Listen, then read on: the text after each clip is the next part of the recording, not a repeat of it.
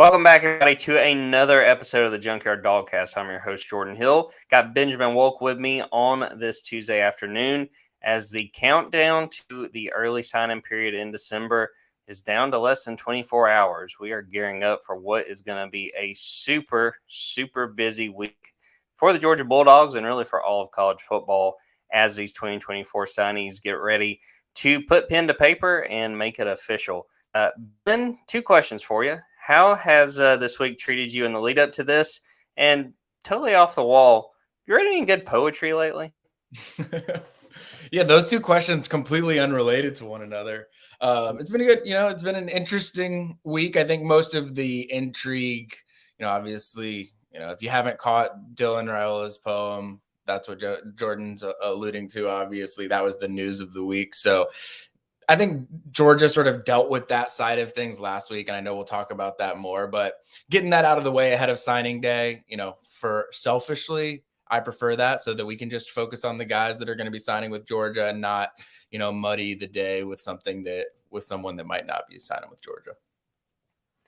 Well, let's dive into what was the talk on Monday, and there's kind of two different pieces of it. We're going to start with the quarterback who is going to be in Athens in 2024, Carson Beck, announcing that he is returning to Georgia. He is not going to go pro.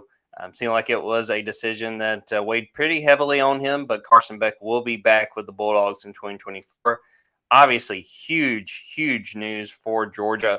Obviously, too, we are waiting on several other big announcements. But in my opinion, Ben, this is the biggest one for Georgia, just given, one, what Carson was able to do in his first year as a starter, but two, what they were going to have to do if number 15 was leaving and headed to the NFL. I think it was going to be very complicated. What was your immediate reaction to Carson's announcement and knowing that Georgia's going to have him back for next season? Well, my immediate reaction to it was how big it is, obviously, for Georgia in the 2024 campaign. I think this was the way that most of us thought that it was trending, with him in on campus, in practices for the Orange Bowl, feeling like his full attention was devoted to that. He had just done a charity appearance with Academy Sports on, I want to say it was Monday or Sunday night. And so he was, behaving and moving like someone that hadn't moved on from the University of Georgia. So I think that we all viewed this as the likely way that it was going. Anytime you can actually get that assurance and get that news and say, all right, Carson Beck is coming back, this is going to be the leader of the offense, I think that's huge for Georgia. It makes the Orange Bowl probably a little bit more interesting, just because it feels like Georgia's probably going with a more, a lot of teams feel like they're either no longer in their 2023 season or they're trying to move on to the 2024 season. And I think for Georgia, this bowl game really is going to bridge the gap of that, where you're going to feel like you're going to see a lot of signs of the 2023 team, but you're also going to be able to look optimistically toward 2024. And I think Carson Beck is really the cornerstone of all of that. So really good pickup or addition or retention of him. I think that was really huge news, and probably conveniently timed news as well, with other things that we're going to talk about today. Right. And before we get into that, I did want to make sure and say, imagine the 2024 schedule that Georgia faces and breaking in. And this is no disrespect to a guy like Gunnar Stockton, but a first-time starter, it's going to be very, very difficult playing in Austin, playing in Tuscaloosa. Have Carson back is huge. And two, you're kind of at the point, let's say in the alternative, timeline, Carson goes, you're kind of looking at the portal. There's been a lot of guys that maybe Georgia would have wanted that have already picked where they're going next. And who knows, maybe there would have been an opportunity for somebody to back out of commitment or something like that. It was about to get super, super complicated for Georgia. And they certainly would have hoped that maybe some other guys would have gone in the portal sort of after that. So a huge headache avoided for Georgia. And Ben, I like to look at the situation for us too. It just made our offseason a whole lot easier, because if they were going to be chasing after a quarterback, it was going to be like a recommission to try to get intel on what was going on there. Well, it's why, I say it sort of in jest, but it is serious too when we talk about the Carson Beck and Dylan Riola news all happening within the same hour of one another. It makes for this topic. So, the hypothetical of what could have happened so fascinating, because Georgia was going to be looking like it could have been going in, if Carson Beck does not come back and Dylan Raiola's situation plays out the way that it does. I mean, the quarterback situation in 2024 was going to be not even just who's starting or who's playing those tough games. It's just warm bodies that you need to have in the room. We're not going to be there. I mean, Georgia had not taken a 2023 quarterback. Obviously, Brock Vandegrift had left the program. You've got Dylan Riola leaving. I mean, it was a situation where Georgia was going to be scrambling at the quarterback position. And you know what? That's why Georgia probably hasn't been scrambling at the quarterback position, and probably why all of these things have played out the way they have, because they knew deep down, they thought Carson Beck was going to be coming back for the 2024 season. He is. All of those concerns or anything like that really have gone away. And I just a really big add, and someone that I think will probably be a very popular pick for 2024 Heisman predictions will be obviously on when you're looking at 2025 mock drafts at quarterback. I think his name is going to be popping up a lot in first rounds now. So strategic decision for him to come back to Georgia too. So let's talk about the other quarterback news that happened. Yeah, really a convenient timing, just a little bit after Carson Beck's announcement. Finally, official five-star quarterback Dylan Raiola was flipping his commitment from Nebraska to Georgia. Long anticipated, at least in the last week, once that sort of bombshell had been dropped by our own Steve Wiltfong. I think that was last Monday night. He visits Lincoln over the weekend, and all of a sudden, Dylan Raiola is set to sign with the Cornhuskers. Ben, we talked about it at length on the podcast last week, but what do you make of how this played out and how Georgia sort of moves forward after missing out on a very, very talented quarterback in Dylan Raiola? Well, luckily for Georgia fans, I think that they sort of experienced the confusion and the, various stages of grief or recovery or whatever it took to get through the situation last week when it became apparent. All right, Dylan Raiola has buzz around him to Nebraska. He was supposed to be enrolling in Georgia this weekend, and instead he's going to be going on an official visit to Nebraska. All indications pointed to the fact that Georgia would not be signing Dylan Raiola, and that really came out of left field. So I think that there were many things that people had to work through over the course of last week. Obviously, fans had to deal with what the heck is even going on here. I, covering the team, even had to deal with some of that in terms of this was not something that I had on my 2024 signing day bingo card of the possibility that Dylan Raiola would not be with Georgia, just given everything that we've known about the situation leading up to it.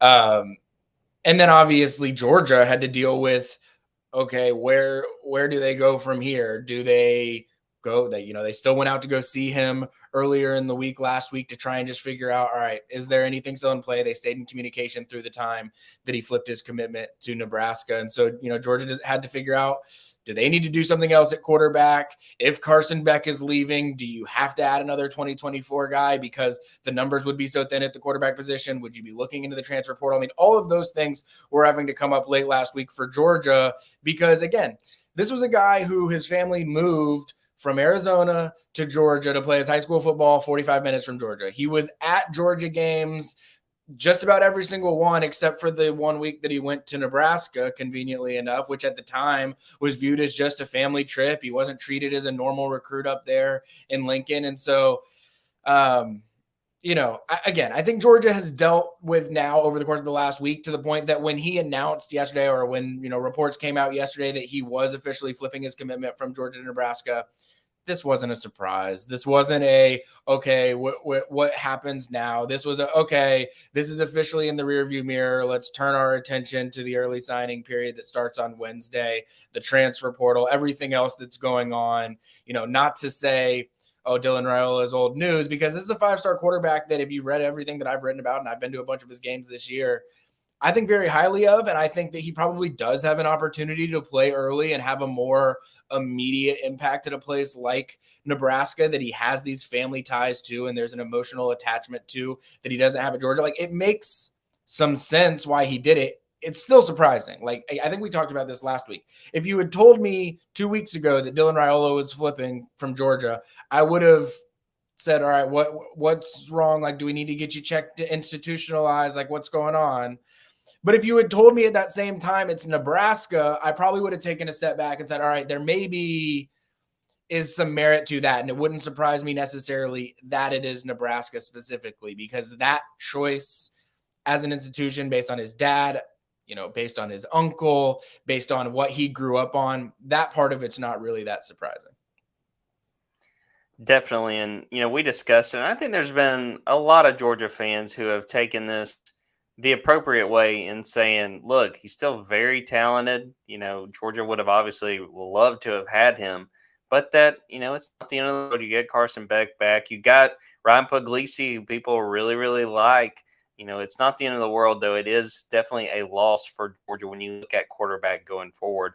Ben, you wrote a little bit about Ryan Puglisi, sort of in the aftermath of it becoming very clear that Dylan was going to wind up at Nebraska instead of Georgia.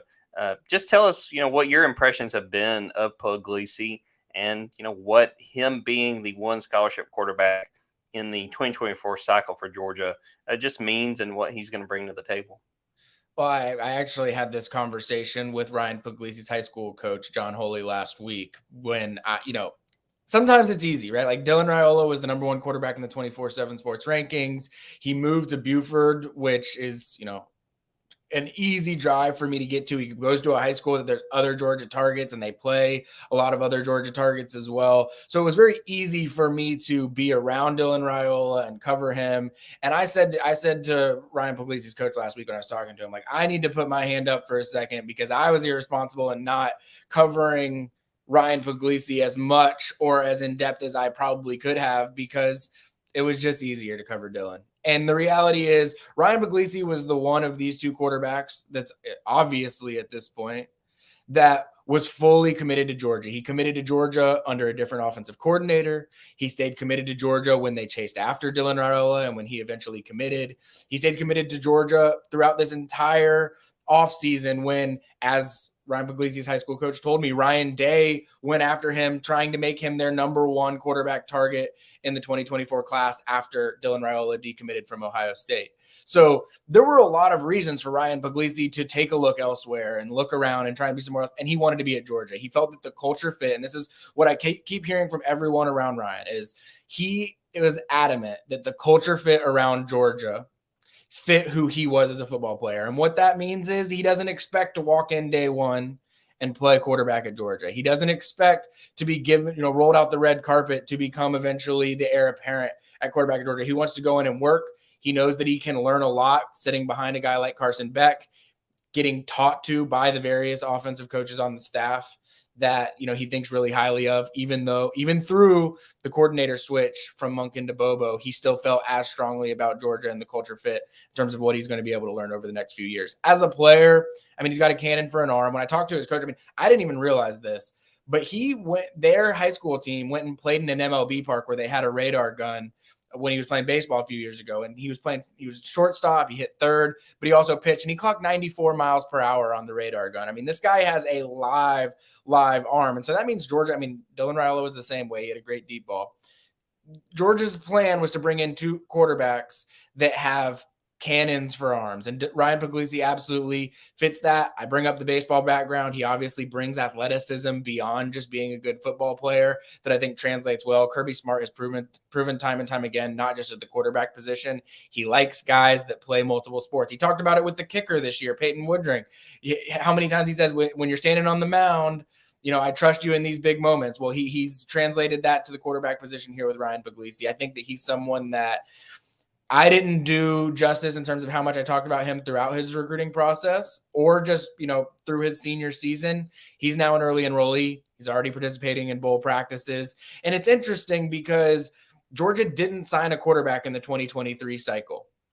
It's, obviously it's what would be its oldest quarterback had Beck not come back, just transferred out. So you would have had Gunnar Stockton as sort of the veteran as we're projecting forward. Gunnar Stockton is the veteran in the room. You have a year off with no 2023 signee. You've got obviously Ryan Puglisi in the 2024 class. And Georgia's plan was not necessarily to sign a 2025 quarterback. And so this whole dynamic changes things probably a little bit when you look at 2025, maybe how it would approach the transfer portal in the future, just because there's not a scenario I see where Georgia doesn't take a 2023 quarterback or a 2025 quarterback and only signs one in 2024. So it just all became a lot more interesting here in the last week or so.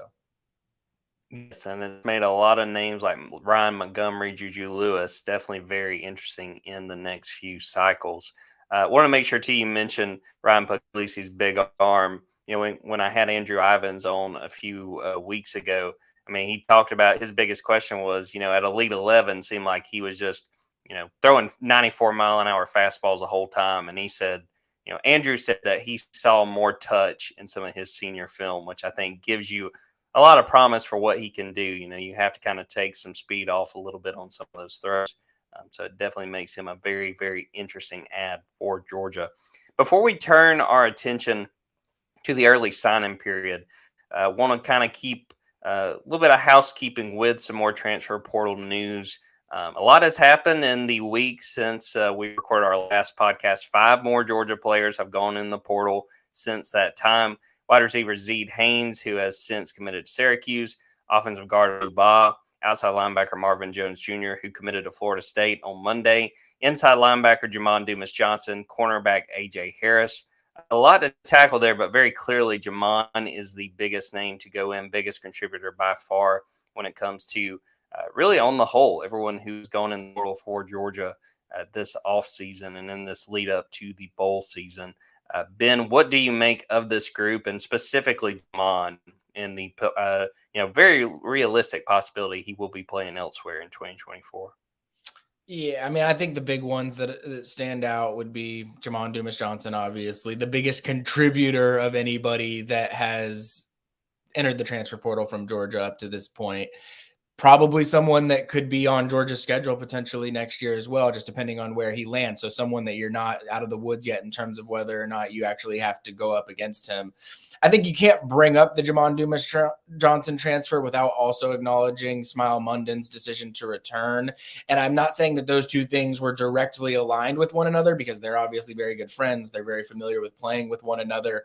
But when you look at Georgia figuring out numbers and stacking the linebacker room, I mean, they just brought in 3 star-studded linebackers this cycle to go along with the 3 star-studded linebackers that they brought in last cycle. And so because of that, I think that Georgia starts, playing part of it's probably the NIL retention game, but also part of it is probably where do numbers need to be allotted across this roster. And then I think when you're looking at it from Jamon Dumis Johnson's angle, it's all right. I have been the signal caller, the starting linebacker over the last 2 seasons.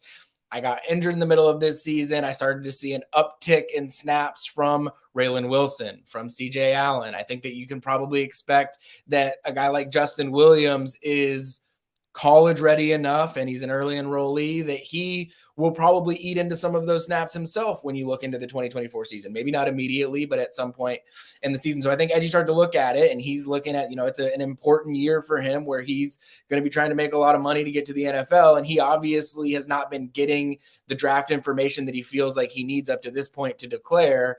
It's a really big year for him. And so I think that he probably saw some opportunity decline in Athens. And so that, again, I think that there's multiple factors that go into all of these transfer decisions. But when you look at him specifically, it's probably the number one that you look at and say, man, why did this happen? And I think that when you really unpeel the onion, there's a lot of reasons why it happened that makes sense from Georgia's side, from Jamon Dumis Johnson's side. And now AJ Harris and Marvin Jones Jr. are probably the other two that are, sort of make your eyes go up and say, oh, that's interesting. But I don't think that either of them have up to this point had quite the impact on Georgia's program that Jamon Dumis Johnson has. I think you hit on it, Ben. I mean, with those 2 guys, Marvin and AJ, it's potential. Both guys who were former 5 stars. With Jamon, it's been production. And, it's a situation where you hate to see a guy who has contributed quite a bit for Georgia these last few years finish his college ball elsewhere. But that's just sort of how it works. And, the timing I thought was really unfortunate for his injury against Missouri, last play of the 3rd quarter in that Missouri game. I thought he had finally started playing his best ball of the season. It seemed like he was finally really getting things going, playing very, very strong defensively after kind of being hit or miss for a good part of that 23 season. And you mentioned it. I mean, it's going to be very interesting to see where he ends up. What I've heard so far, Kentucky, Auburn are two of the teams really pushing him on. As much as Georgia, could come out of this and be in great shape because you bring back Smileman, you have C.J. Allen, Raylan Wilson, some of those younger guys. When you have to play and if you have to face off against a very motivated Dumis Johnson, I mean, you can't tell me that, he's not going to be unleashed in that game and that he's going to be really motivated, which, again, I can understand why he would be that way. But, it's definitely a situation where you sort of see this more and more in college football, where you'll see a guy like Jamon start elsewhere. And then, again, we may very well see him line up against the Bulldogs next season. And this is a completely random side thought, but we're getting close to phasing out of the time where there's COVID years that still exist. And I mean, that's going to change the way that all of this works with roster management too. I mean, Georgia's in a situation right now where there's certain guys that have extra years. I mean, I think Carson Beck would be one of those, correct? Like he technically has this extra year because of the COVID year. And because of that, it's like the scholarship number is still 85. You still have to figure out how to work within the confines of all of that. And so once that phases out, which is coming soon, it might change the way some of this works. But the scholarship number is just really, really tough for coaches to get to at this point. Take a quick break, come back, and talk about the early signing period, which starts on Wednesday.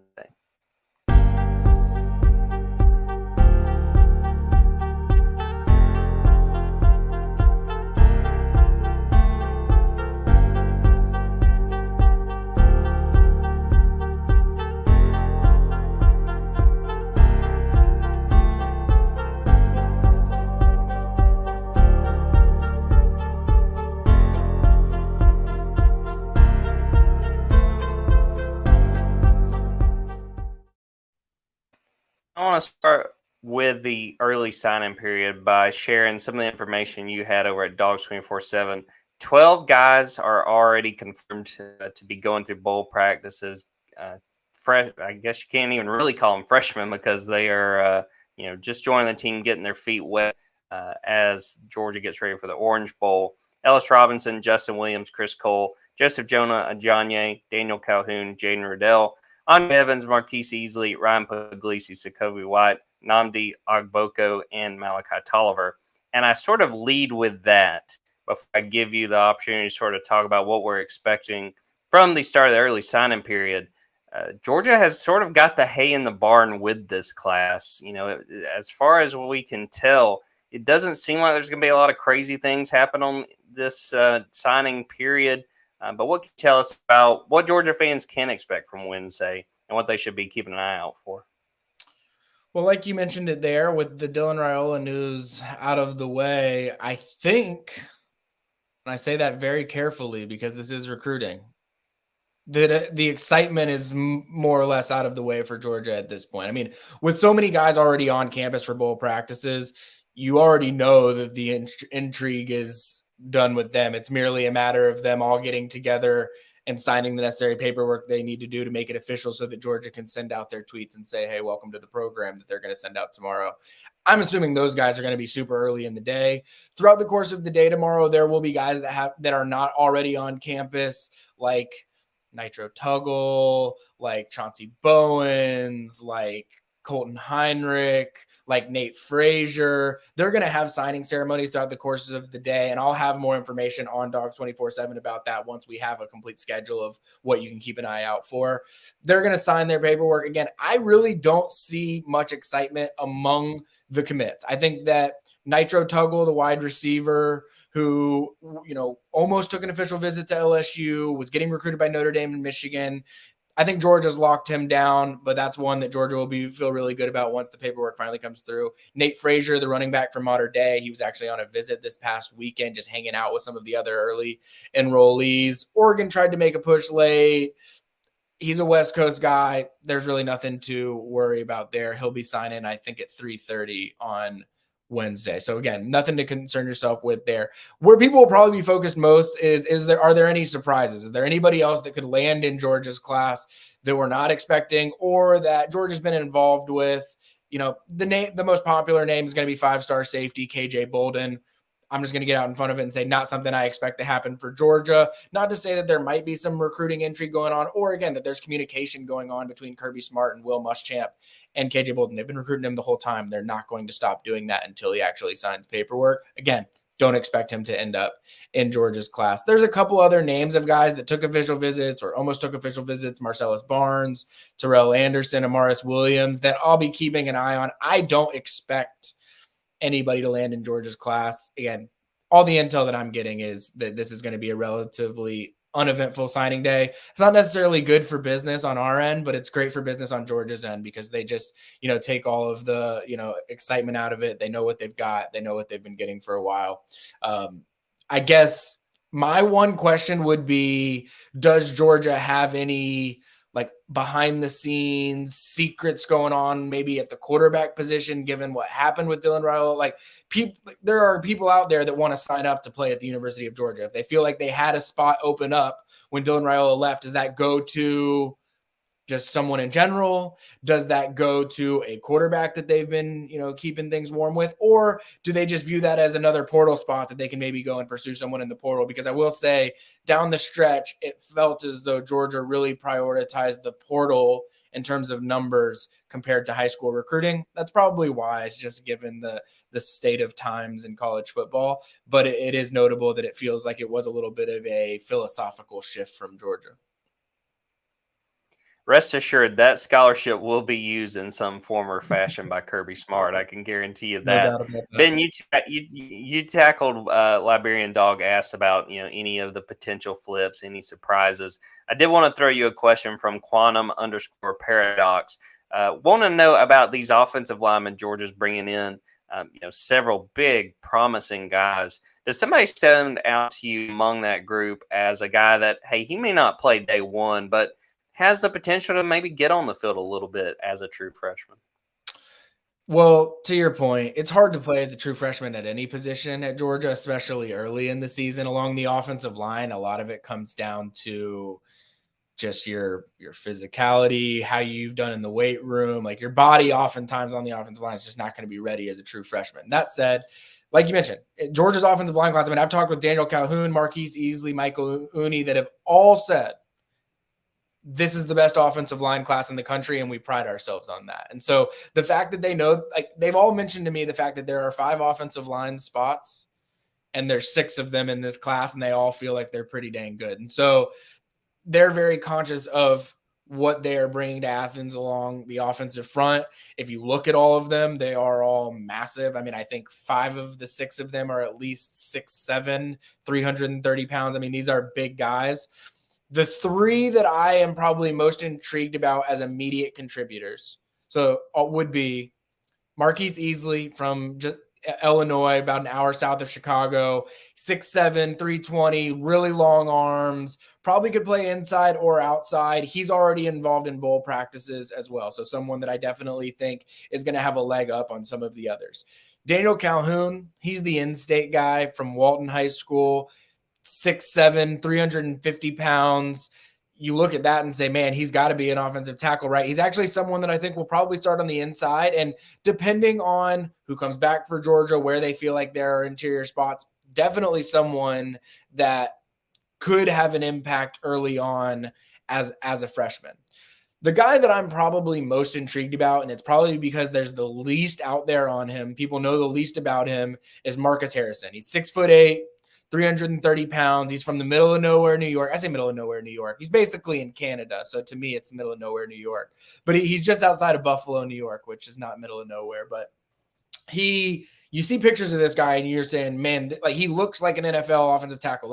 I don't want to put too much hype on this guy early because I haven't seen him in person. I haven't watched him play. He's Georgia's lowest rated offensive line committed. He's a 3-star. But when you watch this guy, you say, man, he has the makings of someone that I think is going to be really impactful. Now, what sets him back a little bit is he's not going to be a mid-year enrollee. He's going to be a summer enrollee. And because of that, it's always hard to play as a true freshman, especially on the offensive line when you're a summer enrollee. So I think that sets him back a little bit. But someone that I think early in his career could probably make, carve himself out a bigger role than some folks have on the offensive line at Georgia.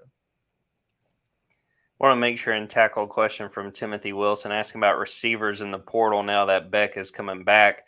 Not sure if there's going to be anyone who goes in the portal as a result of Georgia knowing it's going to have a quarterback, but Jerron Glover from Michigan State, Colby Young from Miami, two of the big targets when it comes to the portal. And again, it's still several weeks to go in this portal window. We may see new names emerge, but I do think Georgia is going to go for somebody when it comes to the transfer portal, trying to add more experience at wide receiver. Want to make sure and tell everybody, dogs247.com over there. Ben has a great primer for the sign-in day to get ready to let you know everything you need to know. Ben, before we wrap up this episode, go ahead, Ben. This is just related to the portal question. Don't also want to mention London Humphreys, the Vanderbilt wide receiver that is expected to. I actually just got a text message that I think there's probably going to be some formal announcement here later this afternoon. So just a little tidbit for the people that listen into the pod. This is what happens when you watch us live, guys. You get all kinds of good news. Yeah, that was my mistake not mentioning London Humphreys. As we've written about for a couple weeks now, it seems like just a matter of time, and maybe that time has finally arrived. Ben, before we wrap up the recruiting part of this, any final thoughts on this upcoming signing period and just what this means for Georgia as they get ready for the future? Even with losing a 5-star number 1 overall quarterback this late in the cycle, Georgia's still primed to be the number 1 class in the country. It's been a while since Georgia's probably felt like it's taken a punch in the college football world. I mean, even when dating back to the SEC championship in 2021, it was just such a quick rebound that losing this year in Atlanta probably was the first punch Georgia felt like it's taken in a while. I think it's getting an opportunity to punch back on Wednesday when it signs this 27-person class is what it's going to look like.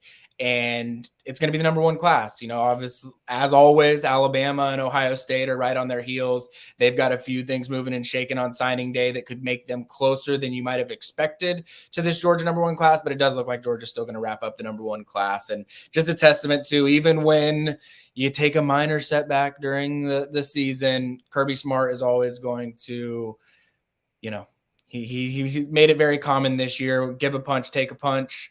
He might have taken a punch, but Kirby Smart will always give a punch back on the recruiting trail. Ben, I think I'm going to get us Christmas sweaters, me, you, and Kip, that say "give a punch and take a punch." Maybe like a punch bowl at the holiday party. Oh, that's like actually that. a great idea. Real quick, Georgia men's basketball minute. Georgia beat High Point 66-58. Another win where it wasn't the prettiest in the world, but they held a High Point that came in averaging just over 89 points per game, held them to 23% shooting from the field. Rebounding to get a whole lot better for Georgia, but they found a way to win. I think they deserve a lot of credit on that front.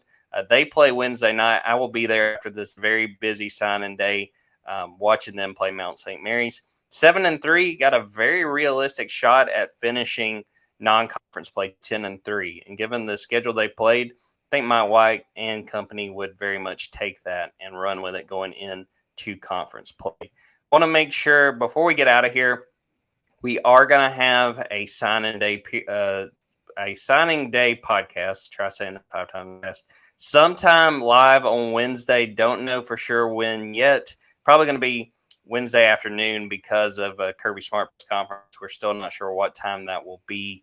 But we will come to you guys, talk about what Georgia has done in this class, what it has locked up, and some thoughts on whether it was a very just run-of-the-mill day or if things get a little sideways, things get a little crazy. So we will have that for you guys as well. So we'll wrap it up right there. Ben, I appreciate you popping on. Thanks, everyone who tuned in, everyone who is listening to this after the fact. So for Ben Wolk, I am Jordan Hill. Until next time, take care, everybody.